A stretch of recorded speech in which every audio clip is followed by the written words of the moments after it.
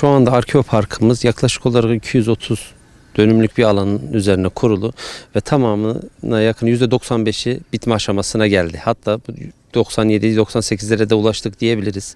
Yakında Kültür Turizm Bakanlığı'na devriyle beraber Arkeopark artık kıymetli misafirlerimizi ağırlayacak duruma geldi.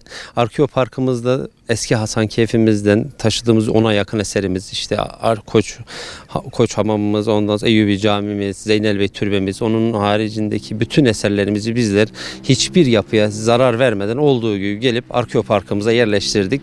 Ki bunun da belki de tarihteki en güzel örneklerinden birini yaşadık. Hasankeyf artık yeni dönemde en büyük dinamiğimiz su. Bizler Ilısu Baraj Gölü'nü en aktif bir şekilde kullanabilme imkan ve kabiliyetine sahibiz. Şöyle ki Hasankeyf'imizde geçen yıl 2023 yılında tekne turlarımıza gelen ziyaretçi sayımız 27 binken biz bugün itibariyle Kasım ayının ortasına geldik. 45 bin rakamına ulaştık.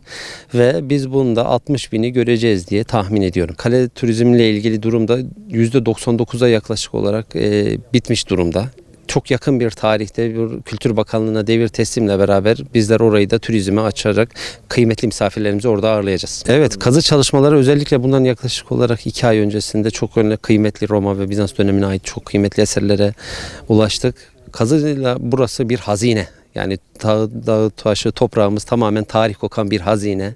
Çalışmalarımız sürekli olarak devam edecek. Hasankeyf, Mezopotamya 12 bin yıllık kadim tarihiyle doğunun ve belki de Güneydoğu Anadolu'nun en güzel incilerinden biri.